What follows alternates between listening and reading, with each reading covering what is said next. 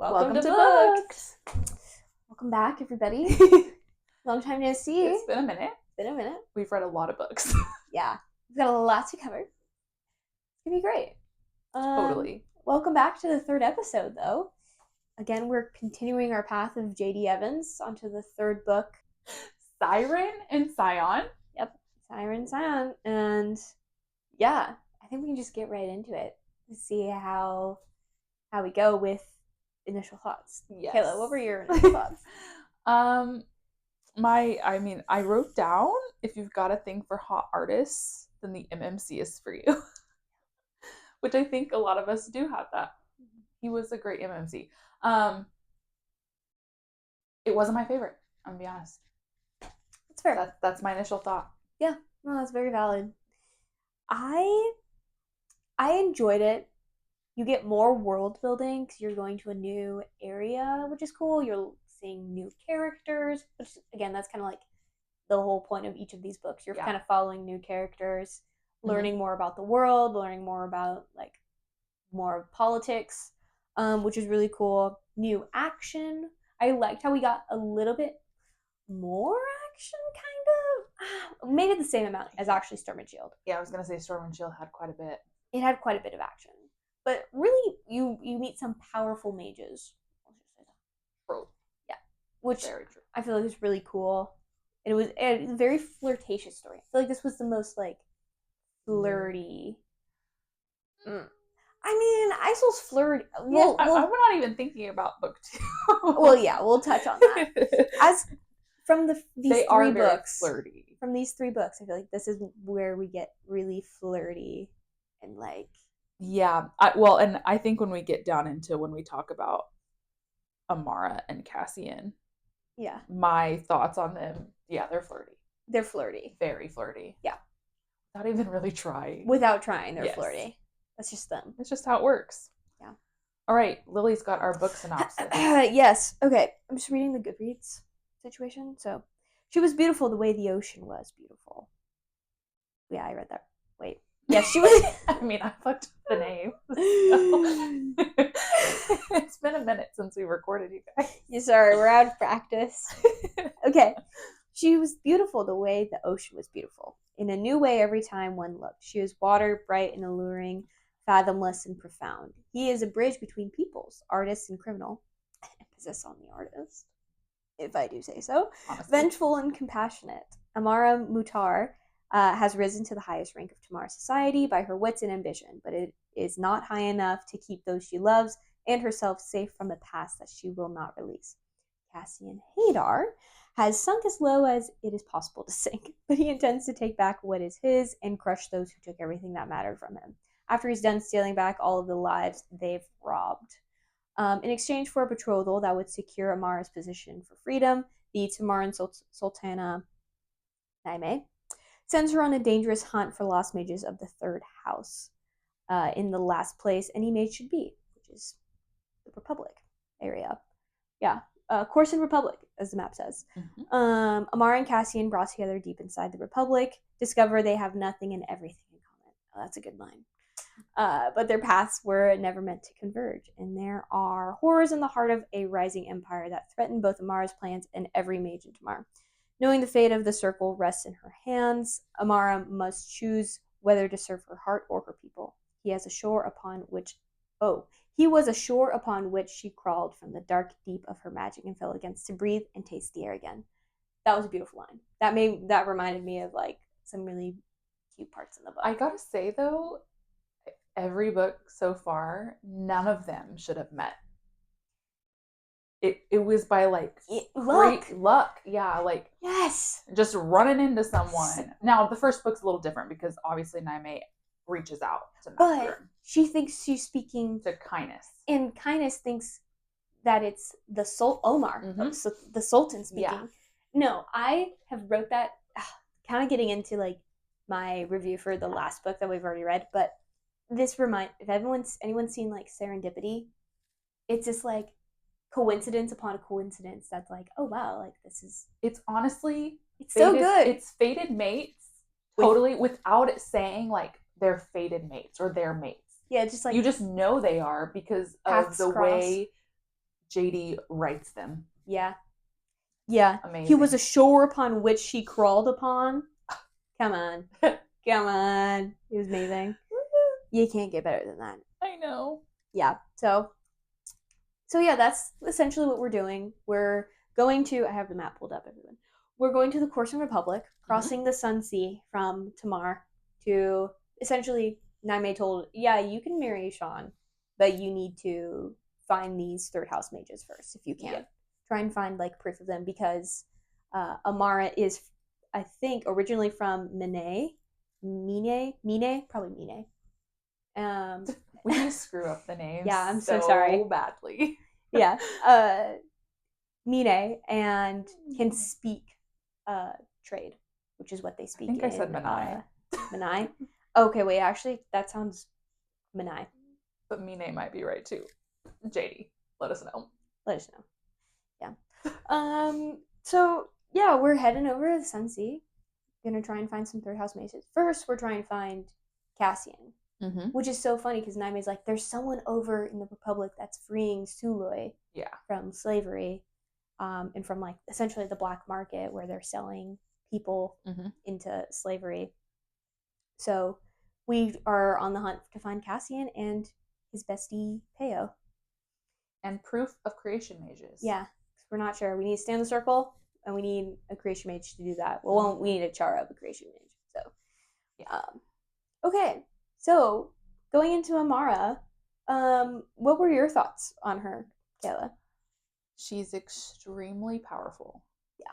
Well, I feel like we say this every single time. Every single book. But she actually is very powerful. She's badass. Yeah. Yeah. And I also think that she's like so sensual and seductive without trying. She's like one of those black cat girls. Like, oh, for sure. For sure. Oh my god.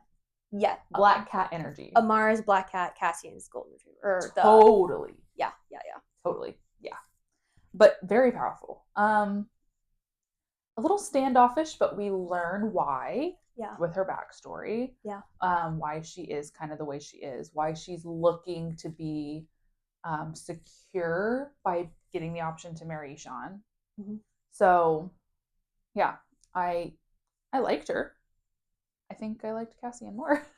You know, that's fair. I think it's because she is so standoffish that we don't get to see like a lot of her like personality until like closer to the end when she isn't as standoffish with Cassian or, you know, is more open. I like the interactions with, between her and Cassian most in the book, which I think everyone does, but yeah, so we learn to, of course, surprise, surprise, Amara's the second house. You know better Chara. Than I do. Amara is the second house Chara, so she's the water Chara. But I think it's a thing, like water mages are like sensual and like. I feel like it's like that in almost every book we read where someone like has like certain... an elemental magic and water is like so sexual. Yeah, and we learn just like fluid. Yes, and like can spot lies, and then fire mages are really good at lying. Yeah, so it's like it kind of makes sense why they're like. Amara has a very good like intuition. Yes. Yeah. Which we learn because she tries to get stuff out of Cassian. And Cassian's like, how am I opening up so easily? Yeah, that was funny. No, I thought Amara was just like a girl boss to the max. She was really like she has a found family, which was really cool. Like we meet Jar, we meet the two others. Kai. Yeah, wait. They're oh no, I didn't write them down. I don't think we wrote them down. Oh god. Kai's found family. They have found family, which I feel like we learn more about. Well, we see more pieces of them kind of in the last book a little. But yeah, no. And we learn at the very end, like that she got a bracelet from Kadir, but then Seymour burns it off of her, which. Ask Kadir. Yeah, he was like being flirtatious. I'm like, ew, get away. I know. Don't do that. He was being really gross. Icky. He is icky. He is very icky. Icky. Oh wait, I want to talk about her power. It's so cool. Like we don't really know what her. You know, like we learn that Charas can be super super powerful. Like Isol can like call storms, which is really cool. They have like something unique That to their magic that no one else has. Yeah. And we learn, and she never likes to use it, which I think is a reason why she's so standoffish as well. Again, because what happened when she was a kid, like she essentially was at fault, not really at fault. She was a child, but murdered her, everyone and her father. Like Unalived them. Yeah, I probably should say that. She unalived her father and like these soldiers that were trying to keep him captive and take him away. Which was on accident. She was but angry, also upset. Upset, a little scared. Yeah. As any child would be. And you don't have control of your magic. I think as we're learning more about the Charas, they don't really know that they are this. Until I don't even know if they know that they are one until someone tells them they are one. Like they know that they can pull magic from other people, I'm assuming. They must know at some point because again, Charas are born from a different house mage. So like wait a minute, no, that's interesting. Does that make sense? Like, oh wait, yes it does. Because Macrum's parents, like they were probably fire mages, and then a destruction mage was born out of that. And Amara's parents, I actually don't know, or Isol's parents were both destruction mages, and a second house or first house mage is born. Yeah. Chara. Yeah. So she's like can handle wind. So like they're born. So I feel like they gotta know. They're like, Mom and Dad, I can't do. I'm not a destruction mage like you guys. Why is that? Yeah, but like if they're taught the history of but Charas. It doesn't mean that they're a Chara, right? Or would almost every time it means they're a Chara. No, that's the only. I think that's the only way. Chara. I mean, from what I've gathered, I think it's like if two air mages have a child, it's going to be an air mage. Or if an air mage and a fire mage have a child, I think it's whoever has the highest, the most power, then that child is that. So like if Kadir got with someone who was like a low air mage, they would have a fire mage as a child. So anytime if it's like two earth mages have a child and it's not an earth mage, that is the Chara of whatever house it is. So Amara is just like super strong. We essentially learn she can control people's bodies like against their will and tell them what to do. Because she does it when they're all kind of trapped at Cassian. Yes. What we learn to be Cassian's old home where he used to live, his estate. Yeah, and we learn. Yeah, seriously. And we learn that she's just. I remember I gardened and read that. I was like, holy shit, this is crazy. Like this is insane. Yeah, no. Can you imagine like just being able to like. Yeah, like walk through. It's like it has to do with singing. She's a siren. Yeah. Title. Yeah. It's oh my god. Yeah. She's literally a siren. She's literally a siren. I think I had that thought, but we've read so many books since this one. Fair. Yeah, that's good. She like sings to them, and then they're like in a trance-like state. Yes. Yeah. And do whatever she wants. Yeah, like sirens who call pirates and sailors to their death. Yeah. Yep. Beautiful. Love it. Yeah. Cassian now. What were your thoughts? So hot. Yeah. Honestly, I put, he's like forward, but in a good way. It's like he knows what he wants. And like, he's not afraid to be like, can I kiss you? Just let me. Just let me do it. Yeah. And so, I really liked him. I even wrote a note that says he gave me like Carrion vibes from Quicksilver. Yeah. He's got that like kind of sassy ego, bad boy, but like he's kind of he's not a bad boy. Like he's kind of fun. Like he's funny. He's hiding it. He's hiding behind being a bad boy. Yeah, but he's a nice boy. Yeah.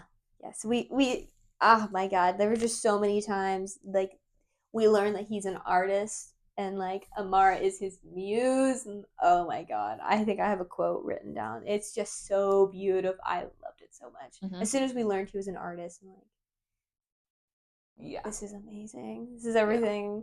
I don't know. I think just the knowing that, I was like, oh yeah, this is really knowing cool. that Amara's his muse is very like Beautiful. all girls want that. No. Oh my god. All girls want to be their man's muse. Dude, Cassian, the way he's I think this is why I enjoyed the book. The way he spoke about and like to Amara, like he was entranced by her. Which like kind of fits with the what vibe. her magic is. It fits the bill. It fits the bill. Like I remember there were so many parts where he would say something like really. He's essentially like a poet as well. Like he says beautiful lines, and Amara's like, "You need to like stop talking to me like that." Yeah, stop doing that. Or he's like, or she was like, "You know how to speak to women." Like that is like he was just saying everything that she wanted to hear, but in terms of like it came from his heart and not like saying it because he knew she wanted to hear it, but like or saying because he wanted to get in her pants or something. Yeah, which he did, but which he did. Sidebar, which he did. Who wouldn't? I mean, honestly, I don't blame him. No, I just loved Cassian, and we learned that he's trying to save as many Suloi as he can. I thought it was a really, really cute. I did tear up a few times in this one, like when they part ways. Okay. And like Cassian's essentially like, I need to stay here because the whole thing is Amara is going back to Tamar, and Cassian is like I have to stay here so I can get revenge. And we we come to find out that revenge isn't necessarily what his parents probably would have wanted him to do. Right. And then Peo on the side has been keeping like a tally of all the lives he's saved. And it's like, and I stopped keeping track after this time, or it was like, it was so much more than this. Yeah. And I think that was really what Cassian made the point of like, hey, yeah, all right, let's get on a ship and let's get on with our life. Yeah. Essentially, let's have a life of our own instead of living in the past and revenge and anger. So, yeah, it was beautiful. Absolutely. Oh, yeah. Oh, here's the quote. Cassian was staring at Amara on their way to find the Suloi, and his quote was, in his mind, like speaking to himself, a work of art. His hands itched again, that urgency to creating blooming in his mind. I read that, I was like, oh my god. Yeah. Yes. I think I did love his POV. Yeah. Quite a bit. Yes. Like, because he does just know the right things to think and say. And like, he's a lover boy. Yeah, he is a lover boy. He's a lover boy. Yeah. It's a good way to put it. Spice and Tension. This is the spiciest book by far. Oh, by far. Spiciest book. In the series, from 1 to 3, this is the spiciest book for sure. Totally. And yeah, the ocean scene, amazing. That was so hot. It did what it needed to do. I was like, ooh, kicking, giggling. I was like, oh my god. I know. I think I even went like this. Oh my god! I think there were so many times in this book I like legit face palm. I'm like, oh my god, I can't believe that happened. Yeah, and I loved Peo being like embarrassed and like turning away. He's like, look at this. But again, because he was Sulu and he was raised to like not look at a woman's body like an object. Yeah, that didn't stop Cassian. But I think Cassian was like looking at her eyes, but knew like they do that. It's like staring at her. But not like he knew what was he knew what he was looking at. Yeah, even if he didn't drift downwards. Yeah. Oh my god, I love that scene. Was so funny. I really liked that scene. Yeah. Yeah, Peo being embarrassed was just so funny. Peo was. I love Peo. I know. I know. He's the best. You mentioned in here too, Amara cutting Cassian's hair. Is this a quote? Yes, it is. I mean, I agree with this quote. Mm-hmm. When I say like she's so like sensual and like seductive without trying, she could turn a mundane, meaningless exercise into an intimate, blazing moment he could never forget for all his days. It's so true. Everything she does is just intimate. Yeah, but I think that moment especially was really cute because I think there was something before it that she was pissed off at him for. Yeah. And he like that was the day he came back to kind of like apologize, and she was like, sit down, I'll cut your hair. Like a very It was like really cute. normal what Yeah. you would do for like your partner. Yeah, or like Like, in family, because yeah. he Thank was. you for saying sorry. Yeah, Yeah. it was really really cute. Yeah. Yeah, and we kind of just learned that it was in the Goodreads like synopsis that we learned that Cassian doesn't have magic. He has no magic, Mm-mm. and Amara is super powerful, and sometimes I think she's mentioned that someone she can obviously like you can feel someone else's magic, especially when you're Chara. Yeah. And it can fluctuate and like heighten her magic to the point where she's like scared of letting loose and it getting scary for her. And so that's where it was like I think Amara mentioned multiple times like he was a shore, like he was just like a stable neutral. There was nothing that she had to worry about in terms of her magic. Her mind was like calm, like her Yes. magic was calm. Yes. Yeah. I thought that was a really pretty scene. Like he's the shore and she's the waves that are crashing upon it. Really, really cute. Ugh. Yeah, you know. Yeah, and then their scenes together were so good. Like this one. This is like I'll just say that this after the Amara's mage sleep from, using her power, using too much power when we learn she's super freaking strong. And Amara says, I can make you leave right now if I want to. Because she's very like shell shocked and like doesn't like using her power because when she was her black cat energy makes her like kind of bite a little bit. Oh yeah, but he's like he doesn't bite back, but he's like he'll shield and he'll be there. Because then Cassian's response to that is, would you like to know a secret? You don't need magic to make me do what you want me to. No. Valid. Yeah. That's so sweet. Yeah, it was. I want. Where are the men that say these like things? Cassian right here, where he's the next quote I have written down is like they're sitting and Cassian's painting her, but he doesn't want her to see the painting yet, and he's like, Cassian's like, tell me about you. And Mara's like, well, there's not much for you to know. And Cassian goes, tell me everything, and I will still never know enough about you. Bro, he just knew what to say. Lover boy Cassian. I mean, he's an artist. Like he can paint. He says the right things. Like he is a true lover boy. Yeah. I feel like artists are always lover boys. Usually they're dicks too. Yeah. He's not. He's not. He's perfect, honestly. Yeah. He's perfect for Amara. Again, it's that perfect fit. Like without even fated mates without the title fated mates. I will say, like, I do love that about JD's writing. Every single point of view, like when you're learning about what's going on and what they're dealing with internally, and then you're learning about what the other person is dealing with internally from their point of view, like POV, then like they come together and you're like, this just makes sense. Yeah. It's just fits so well written. Yeah, this is the match. Exactly. This is for sure the match. And like there's just literally no one else. No. Yeah. Yeah. It's great writing. It's just really great writing. It really is. Yeah. It's really beautiful writing. To be self-published? Yeah. Crazy. More people should read this series. No, seriously. I think it's gonna get its moment to pop off. Yeah. I think it will. Yeah. There's no way it doesn't. Because it's not a complete there's 2 left, and we know everyone like it's almost a complete series. I mean, you got 4, 5, 3, 5. You have 5 books to read. In that time, you read those 5 books. Possible next one? Maybe. Who knows? Hopefully. It's something that you can look forward to. Or be upset about. Like, yeah. I'm like, where's the next one? I know. Gosh. Going into side characters. Yeah, I think we talked about Peo. He's I loved him. How did you say? I said Jar. Me too. I think it is Jar. Okay. Yeah, when I was going on Reddit, because I would go to Reddit to see like pronunciations, and some of them were like the D is silent. Okay. I wasn't sure if the D was silent or the J would be silent. But yeah, I said jar. Yeah, yeah, yeah. Okay. Yeah, he just seemed like a big teddy bear. Teddy bear.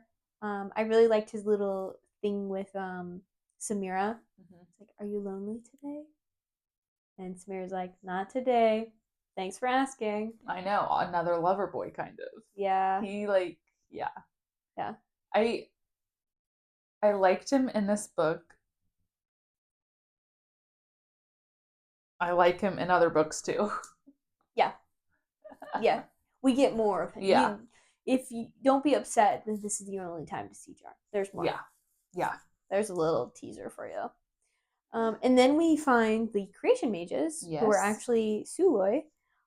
We have Danelle, Danel, Danel, Danelle. I Danelle, think Danelle. Danelle, and Mirari. Mirari, who are brothers and sister. Mm-hmm. So what we find is we meet Danelle, and they're like, "Yeah, I think Danelle is basically like, yeah, I'll go with you to Tamar, but you need to find my sister. Yeah. I'm not leaving without my sister." Yeah, I'm not leaving without her. Yeah. So, and then when we find, oh my gosh, yeah, and then when we find her sister, or Danelle tells us that, oh yeah, there's another Suloi or another like slave captive that uh, pulled molten rock out of the earth. We're like, oh, okay, there's your Earth Mage, Chara. yeah, Earth Chara. Surprise, surprise. Rock out. Dude, yeah. That's insane. And it was like under high stress. Gosh, and then we learned that's Banat, and we also learned that Banat and Murari are kind of like in love, sort of. We Yep. don't know. I think they have a little thing, but I think he's just he's been drugged with Poppy so heavily Yeah. that he's just not himself, Yeah. which is hard because it seems like when he comes to, I think Amara, there was a quote that Amara said that you have earth mages which are known to be very like calm and like cool headed, level headed, with a fire mage like that it there he's having a battle inside, like an internal battle with like what power should. I think he's having a hard time. He's going through it. He's going through it. Yeah, absolutely. Yeah. So, but we learn, it's interesting. We're like, okay, so we are going to get a Banat story. Yeah. At some point. So I'm curious to hear like what the story will be. If it's going to be like before our time, because I enjoy not knowing who the love interest is going to be and like the tension of getting to that point. Right. But if we know Banat and Mirari are like, kind of a thing. Yeah, but just because they're a thing doesn't mean that they end up together. Example A, Samira and Smil. Yeah. Simul. Yeah, that's true. There's more to learn. Yeah. More to learn. And as we know, just from this book, Amara and Ishan. True. She's like set on marrying him. True. And Cassian shows up. That's so true. Yeah. Okay, so Mirari, technically we could get a story of Banat and someone else. And like it's like his like recovery story. And like, and Mirari is like a friend. Yeah. Hold. We can figure this out right now because we can look at the title of his book. Please hold. I can find this right now. Dang it, it's not written here. It's like Mountain and something. Hold on, it's in a different book. Hold, guys. Is it MM? Yeah, of course. Come on. It's got to be MM. I know we learned when we were writing, didn't even piece it together, but it's Rain and Ruin, RR. And then you have Storm and Shield, SS. Siren and Scion, SS. Wind and Wildfire, WW. Ice and Ivy. It's beautiful. I'm like, oh, that's kind of nice. Yeah. Like, it's a little hidden. Little creative. Yeah, a little creative little thing. So we know Banat is an Earth Mage. So he's the Earth Chara. Yes. So his story has to be, okay, so we're going to get his story next. If this order is correct that she has at the end of Ice and Ivy, she has, the Mages of the Wheels series. Yeah. And they have TBD written next to them, so we don't know a release date yet. But it's Mountain and Memory. Is it an air mage? No. The air, the what the Sultan is. A Omar veritor, is. veritor, Yeah, Veritor. veritor, where like you can Like he verifies that ver. they're. Oh, that's exactly where that name comes from. Didn't even piece that together.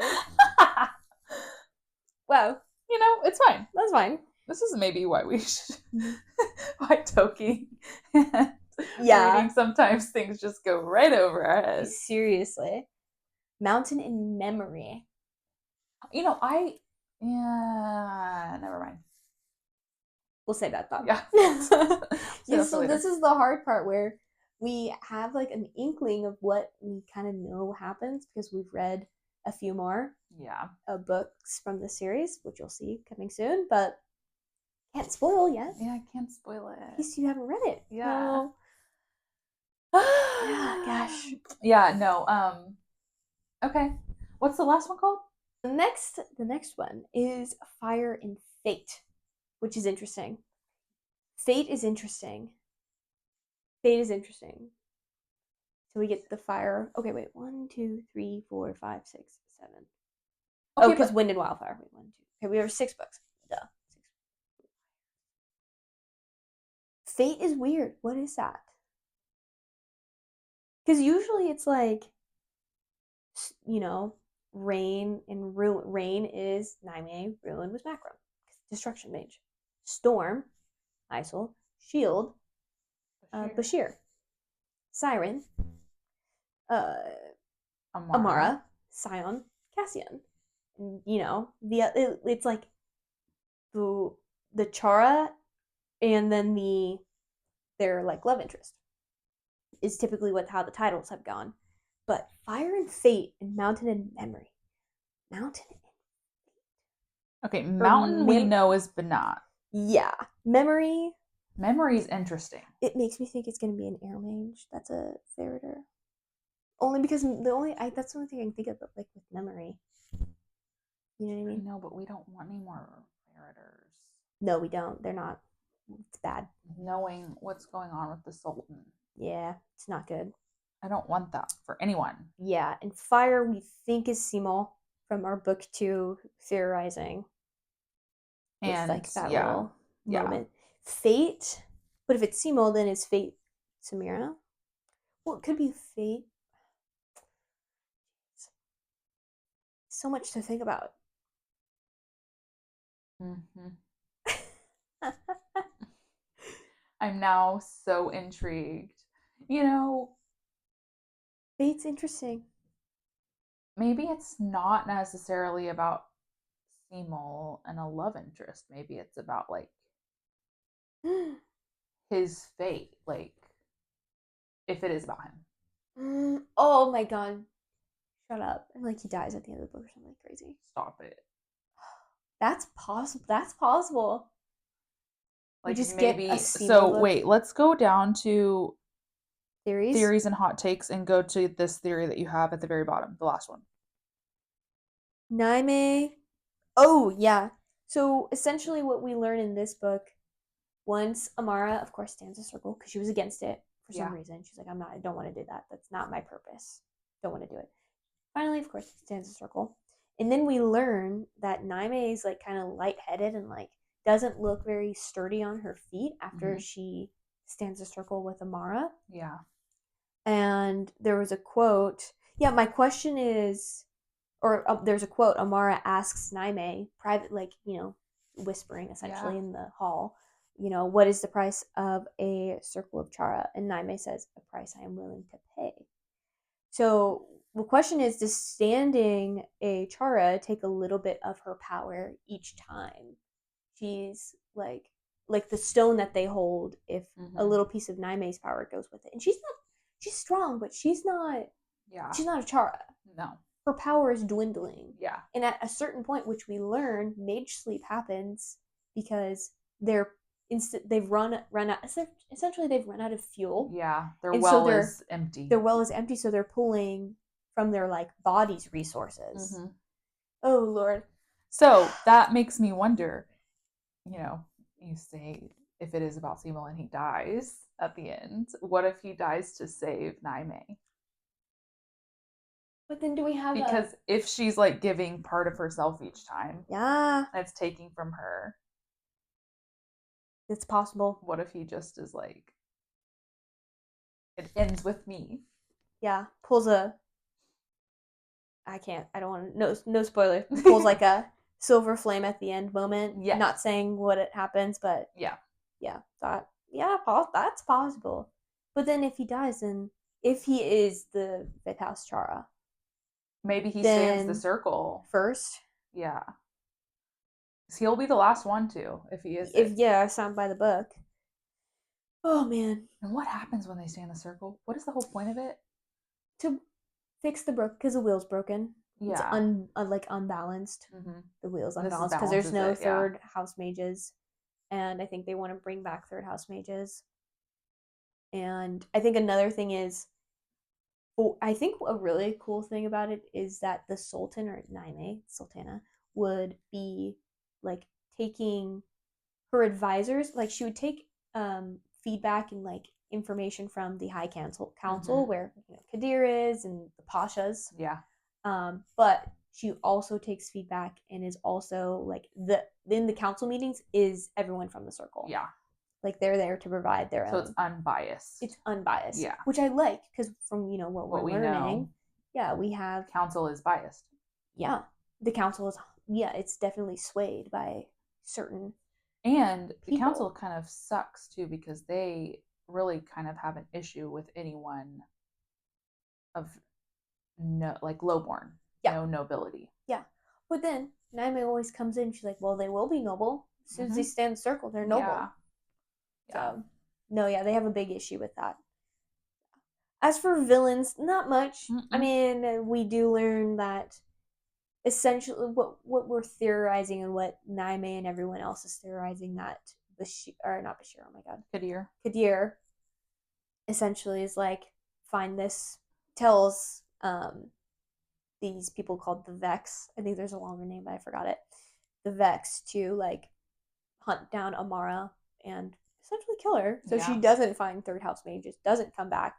He wants to kill everyone, okay? Seriously, like what is his issue? And then we meet Quintus, which I thought was really interesting. Quintus Yeah. is Suloi Suloi. himself. Mm-hmm. They call him the Hound because he can feel magic, so he can tell when if someone has power or not, which gets them in the sticky situation in the first place at Cassian's estate. Yep. At that party. Mm-hmm. So yeah, I put down dot dot dot literally why. Why is he working for the Vex? Like what happened there? Okay, but you have to like the Suloi, they have to be traumatized, Oh, for sure. right? Like, and I think anything to get out of like the life that they're forced into in the Republic. I mean, the Vex may have promised, your life won't be as bad if you work for us. Yeah, but then I would have appreciated a little scene where, you know, Quintus like hesitates for some reason or something to make it look like that he's at least some part human and cares about that he's killing his own kind and like put or not necessarily killing. Well, yeah, and also Hashtag Kadir. yeah enslaving his own kind. Yeah, it's crazy. I think that's the same thing as Kadir, though. Like, he is fighting for essentially like the Republic's viewpoints of like no mages, but he is a mage himself. Yeah, I Like, don't understand I don't understand his purpose. I don't get it. He's just angry. Angry man. Yeah. Okay. Going into some Goodreads reviews. Hmm. It's that time. Let me just go find it. I had a really good one. Do you? Yeah. Oh yeah, I read it. Let's see. Hold on, I need to find it again.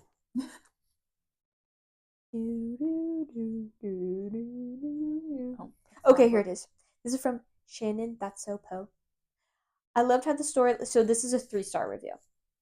I loved how the storyline of the Mages of the Wheel series progressed in this book, especially the expansion of the world and seeing other countries and political issues. Yeah, I thought that was really cool. I was confused. I was like, we're learning so many new things and new words. I'm like, oh my god, when we went to the Republic. Yeah. Because like we open with a scene with Cassie and we're like, who is this guy gambling against the siblings? Yeah. Who are like cheating the dice while he also has a messed up die. The couple and the romance tropes didn't quite land in my favor in this book, though the hero is a bit disreputable. And the heroine is dealing with a ton of trauma, and I had a hard time buying their relationship. Oh, interesting. Even so, such cool magic and world building. I desperately want the next book in the series. Yeah, this was 2 years ago. So I was gonna say I didn't have a hard time seeing Amara and Cassian together. It did make sense to me. yeah, I mean, it felt more. It did feel more like they just had like sexual tension that like they wanted to get through versus like some of the others. It Where it's like that they like respect and love and yeah, it's like oh yeah. I can understand it. yeah, I can understand it, but I mean, still at the same time, looking for at least this is the spiciest book we get so far, and it's Totally. not even like there's a. I think every book is like 1 or 2 chapters of like you know Not even chapters. no like couple pages Yeah. do going all the way, but then there's the tension, the build up. There's more tension and build up, like physical tension and build up in this book than there is in like the other two. I think. Yeah. I can agree with that. Yeah. Um There's not very many 1 stars. that's fair. I mean, I really don't think anything deserves a 1 star in the series. No. Not at all. Like honestly, if someone's giving this series a 1 star, what's wrong with you? Honestly. You Yeah. need to rethink your life. Because come on.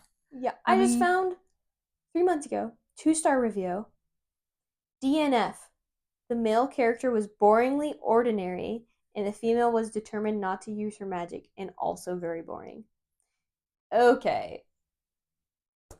Obviously, you didn't get far enough to learn why she wasn't Boringly ordinary. I'm sorry. Do you know boys who are like Cassian? Yeah. Because I don't. Let's rewind back to those quotes I said, and then tell me you think he's boring again, please. Yeah, not a boring. I did find a 1 star on here. This really dragged on and felt way too long. I didn't enjoy the romance as much as Bashir and Isol, unfortunately. I also really dislike people not using their magic to save themselves / their friends because they think their magic is bad. Girl, if you don't start waving those hands around right now. Honestly, same. I kind of agree with that. It's kind of valid. I don't think it's a 1 star worthy reason. Mm-mm. But I do agree with that. Yeah. Like she was a little obnoxious about not using her power. I agree. I think she got better at it towards the end. But no, I agree. I like how upset she was with using it at waving first. Those hands around. Those hands around. That's actually so funny. I like that. It was a little slow, but I think that's just part of because there was more world building going on. They had to set the scene, and like figure it out from there. I will say Amara doesn't have a personality. I would say like in this book, it's a flip where the Chara. I mean, I feel like the Chara always has the personality, right? Like they're always the one coming in with like the crazy ideas, or like the sass or the bickering or like anything like that. In this book, it's very different. Cassian has all the charm and all of that, and he has no magic at all. That's a good point. Like, so, I mean, if you're like, she's still very powerful, but she doesn't like she's not. She's a Capricorn. She's not this girl's a Capricorn. She's not the star of the show. No. Yeah. No, and I don't really know if there is like a full star in this one, which I think may be the problem for some people. Yeah.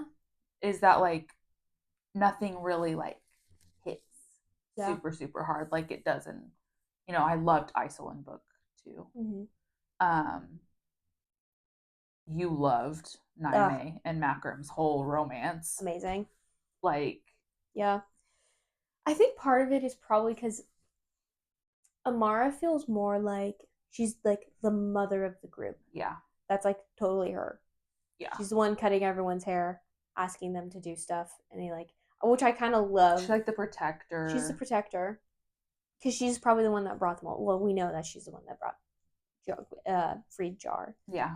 But again, using her power when she like didn't plan on kind of doing it, kind of. Yeah. I think. Yeah. There's not a lot of there's a lot of reviews that just rank it, but they don't give like a With that being said, what is your rating? Oh, great question. I gave this a honestly, I as we were talking, I think this is a 4 star Okay. for me. Yeah. Okay. It's good, don't get me wrong. It's not Rain and Ruin, and it's close to Storm and Chill for me, I think.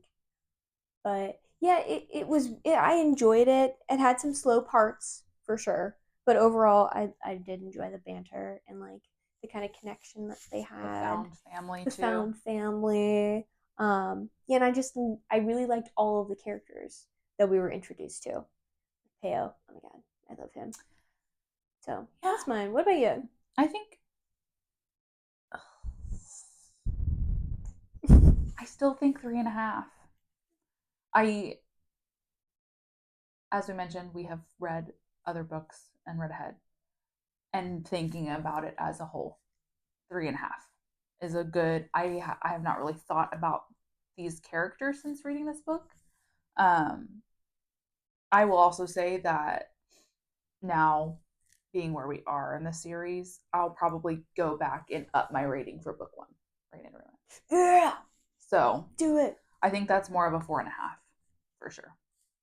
Um, so yeah, I think 3.5 for this one. It just wasn't my favorite. I kind of can see some of the other reviews that we read, like just not hitting quite as hard. Yeah. And I love world building, so that wasn't even the problem. I really think it was maybe there was like a lack of like that kind of like obviously they were made for each other. That's so obvious in some of the quotes that you mentioned, but it just didn't quite hit like Naime and Makram No, or Isel and Bashir. I can agree to that, and I wonder if part of it is because like there we get more tension and like they do more before Mm-hmm. they like We kind of just jumped right we jump into right. Yeah, maybe that's why. maybe. I don't know. I mean, but I also like some books that just jump right into it. So there was just something I think the magic, the potion, the mixing wasn't wasn't quite right for me.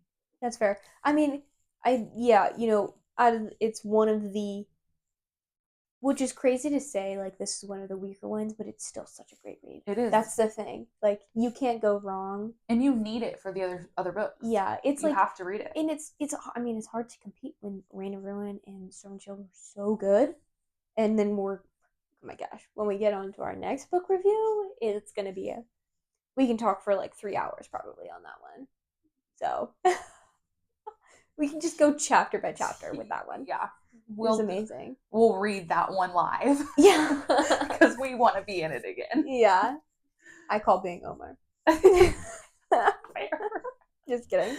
Yeah, I think overall we get one of the weaker ones in the series so far, but still strong. Still strong. I mean, 3.5. It doesn't feel right to say. It might maybe just 4 because the series as a whole is so good. Like right. I don't want to say 3.5 and then deter someone from reading it. Yeah. Right. Like I want you to read it. I want you to think that like, I mean, it's worth it. You don't want to skip it. I don't think you should skip anything in this series. Yeah, we've learned that very clearly. So yeah, maybe it's just a slower read. Like if you don't have a whole lot of time or you're not like super in like your reading mode, this is the great book to kind of just pick up and read a few chapters, put it down. Yeah. Yeah. No, definitely. I think the other two were probably more of like inhale, binge, yeah. More of a binge, but this one definitely like, okay, yeah, I can wait to read that. Yeah. Like, oh, okay, yeah, I can wait to read. Like, I read the first few lines. I can wait to read that. Yeah.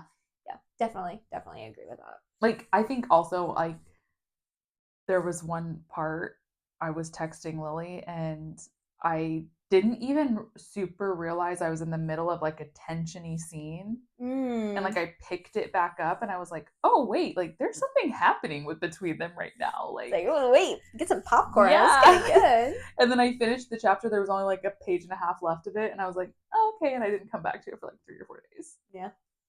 So it was just one of those that I just didn't. The hype, yeah, I didn't have a whole lot of hype for it. Yeah, That's fair. But now, like going back through this and thinking about like some of the things that you've written down, yeah, it's beautiful. It It's really is. Cassian really makes it beautiful. that's Cassian makes it. Yeah. Yeah. So I think what we'll end it with. So we learn at the very end of the book that you know she's not going to marry Sean, Adoy. She loves Cassian. Duh. And oh wait, is this the one? Oh my god! Oh my god! We almost forgot a theory. I can't forget this. Daniel and Matt. Oh. Come on. I can see it and I want it so bad. So, Matt, as we know, Isol's brother, Destruction Mage, and Daniel is the Creation Mage. They all come back to Tamar, meet the Sultana. And I don't know. I just thought there were a few scenes. I caught a vibe between the two. That's fair. And I want more. So, sorry, that kind of goes into the like the end of the book where we learn that the Sultana is sending Cassian, Macram, Matt, and Danelle all to kind of like the Sarkum / like the Republic. Like they want Cassian to go because he can speak trade, so he can speak to those in the Republic. Or yeah, and essentially, so Macram's building an army so he can take down Kindness. Yeah. That's where we leave off. So they're going, and hopefully Kadir, whatever he's got going on, because he's got something going on. We learn in book 2 with his what are they called? Symbols. They're not. That's not what. Well, we don't know anything about that yet. We do though. Yeah, because Naime mentions it in book 2. Is he when Isol mentions the explosion? Yeah. Naime mentioned something about that would require X kind of magic. Oh, it's because it's illegal magic. Right. Yeah. So we do know like what he's doing. He's doing not illegal. So good stuff. Yeah. Yeah. But they call it something. I cannot remember the name of it. It's like unbalanced magic or something like that. Yeah, but the what they have to do. I remember Naime mentioning it, and she was like, "That's illegal." Yeah, something. Yeah. It's like they like curse it, or like it's like a spell of some kind that they put on, like where Isol tried to open the door in it. I'm thinking of a Fate Inked in Blood. Essentially, how in that book they carve in the trees. Oh yeah, and then it disappears after someone sees it. Yeah. Couldn't my head. Yep. Don't know.